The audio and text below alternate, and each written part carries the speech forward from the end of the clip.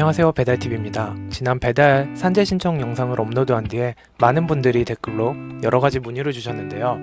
아마도 제가 올린 영상이 브이로그 형식이다 보니까 정보 전달력이 충분하지 않았을 겁니다. 이에 좀 더 자세한 영상을 만들어 보기로 했습니다. 정보 전달 영상에 관심 없는 사람은 안 보기 때문에 조회수가 안 나오거든요. 또 내용도 길어지고요. 그래도 같이 배달하는 라이더님들에게 도움이 됐으면 하는 마음에 제작해 볼게요. 조회수랑 시청 지속률이 아마 안 나올 거예요. 네, 좋아요랑 댓글 하나만 부탁드립니다. 네, 애원합니다. 간청합니다. 자, 그럼 시작해 보겠습니다. 첫 번째, 사고 발생. 사고가 발생했을 때 담당 회사의 사고 사실을 6하 원칙에 의해서 통보해야 됩니다. 그럼 회사 배민 혹은 쿠팡은 사고 사실을 접수하고 기록해 둡니다. 두 번째, 증거 남기기. 크게 다치셨다면 119 앰뷸런스를 부르시거나 112 경찰의 도움을 받을 수 있겠죠. 그때 통화 내역을 녹음해주면 나중에 근로복지공단 산재 담당자에게 증거로 제출할 수 있습니다. 가장 좋은 건 자기가 그 시간이 찍힌 바디캠 블랙박스 영상을 가지고 있으면 제일 좋습니다.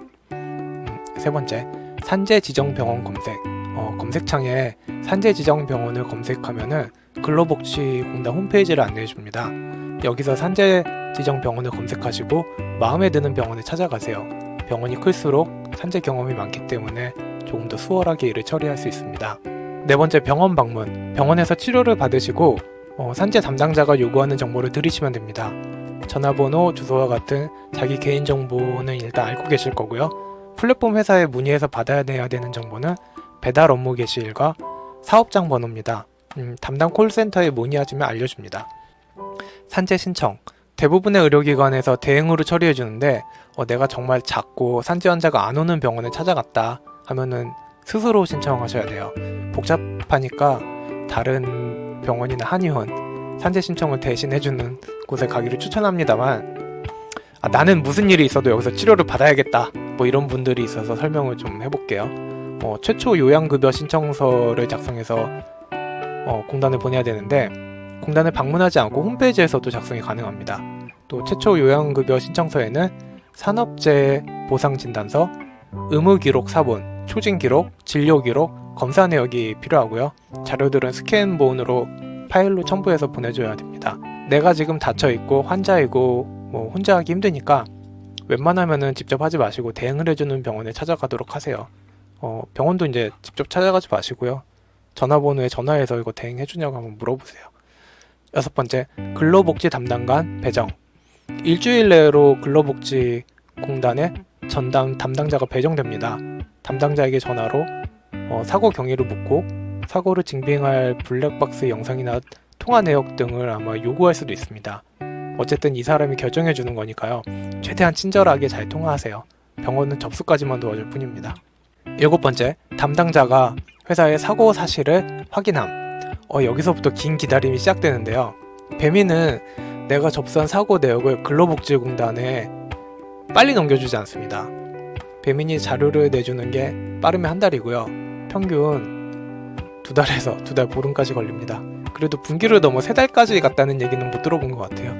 네, 일반 대행 생각대로 바로고 같은 개별지사는 공단 담당자가 자료를 요구할 때 바로바로 확인해주기 때문에 산재 승인이 빠른 편이에요. 자, 여덟 번째, 담당자가 근로복지공단 자문의사에게 자료를 넘겨 등급을 받습니다. 아홉 번째, 산재 승인 및 치료비 환불. 자, 이제 산재가 승인됐군요. 그럼 이제 내가 냈던 병원비, 카드 영수증 혹은 메시지를 잘 모아서 병원에서 환불 받으세요. 상황에 따라서 입원을 하실 수도 있었고요. 통원 치료를 하실 수도 있는데 병원 통원 입원과 상관없이 휴업급여는 동일하게 지급됩니다. 사고 발생일로부터 일주일간 최소 2번 치료는 받으셔야 됩니다. 자, 요양급여 설명은 끝났고요. 다음 단계는 내가 치료받느라고 일하지 못한 휴업급여 신청입니다. 휴업급여는 어플을 통해 간단하게 신청할 수 있어요.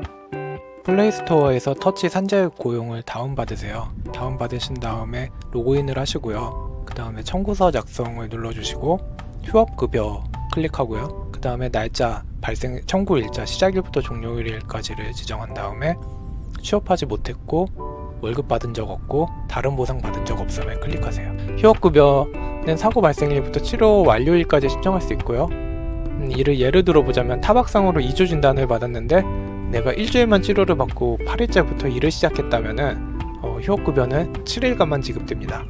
이번 휴업급여 산정, 휴업급여는 최소 보상 금액으로 하루에 41,150원입니다. 일주일에 하나만 배달했어도 41,050원 주는 거예요. 만약 내가 한 달에 400만원씩 버는 배달 라이더였다 하면요, 이게 어떻게 계산되냐면요, 400만원에서 경비율 공제로 27.4%를 뗍니다. 대략 1차로 여기서 110만원이 날아가게 되고요, 이제 290만원 기준에서 여기서 70% 금액을 지급해 주게 되는데, 즉 한 달에 400만원 번 사람은 휴업급여로 한 달에 203만원을 받게 됩니다. 산재 담당자 휴업급여는 사고일 기준으로 2달 전에 3개월치 급여를 평균적으로 측정해서 계산하는데요, 전속성이 없어졌기 때문에 내가 부업이라도 한 달에 한 건만 배달했다 그래도 한 달에 한 건만 배달했어도 산재보험이 적용이 됩니다.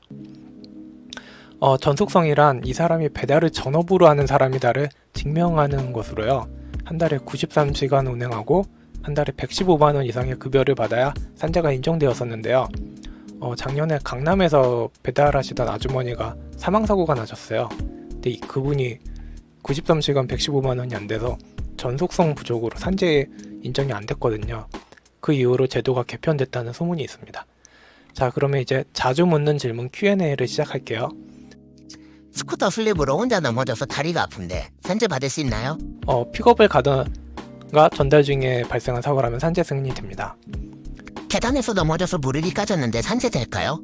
오토바이 타고 있지 않아도 일주일 이상의 치료를 요하는 진단을 받았다면 산재 승인이 됩니다. 어플을 켜고 출근하다가 혹은 어플을 끄고 퇴근하다가 다쳤어요. 산재가 될까요? 업무 개시 앞뒤로 1시간 전까지는 출퇴근으로 인정되기 때문에 산재 승인이 될 수 있습니다. 오토바이 타다가 미끄러졌어요. 계단에서 굴렀어요. 돌에 발이 걸려서 발가락은 다쳤어요. 음식점 모형 고리를 여다가 손가락이 다쳤어요. 가게 주인한테 싸대기를 맞았어요. 산재 처리되나요? 싸대기 맞으신 거는 경찰서 가시고요, 배달 중에 난 상해 사고에 대해서는 산재 처리가 됩니다. 자동차하고 부딪혔는데 가해자한테 합의금도 받고 산재보험도 받고 싶어요. 어떻게 해야 되나요? 안 됩니다. 자동차 보험 혹은 산재 보험 둘 중에 하나만을 선택하셔야 됩니다. 자동차 보험으로 처리하는 게 더 보장이 많은데요, 자동차 보험에는 합의금이 있는데요, 합의금 안에는 치료비와 위자료, 휴업손해비가 포함되어 있습니다. 그렇기 때문에 산재는 단지 치료비와 휴업손해비만 있고 위자료가 없잖아요. 보통 자동차 보험이 보장이 더 많습니다. 그렇기 때문에 잘 판단하셔서 결정하시면 됩니다. 오토바이를 탔더니 어깨랑 목에 근육통이 있어서 병원에 갔어요. 병원에서 일주 진단을 내줬는데 이거 산재 되나요? 사고 없는 질병은 산재 인정이 매우 어렵습니다. 오토바이가 넘어져서 수리해야 되는데 산재 적용되나요? 안 됩니다. 산재는 대물 보상이 없습니다. 대인 치료와 휴업 보상비를 보장해 줄 뿐입니다. 지금까지 산재 보험에 대해 제가 아는 대로 기술해 드렸습니다. 혹시 사실과 다른 내용이 있다면 댓글로 지도 부탁드리겠습니다. 오늘 영상 여기까지 하겠습니다. 감사합니다. 정보 전달 영상은 시청 지속률이 안 좋아서 전체 채널에 악영향을 줍니다. 좋아요와 댓글 좀 부탁드리겠습니다. 부탁드립니다.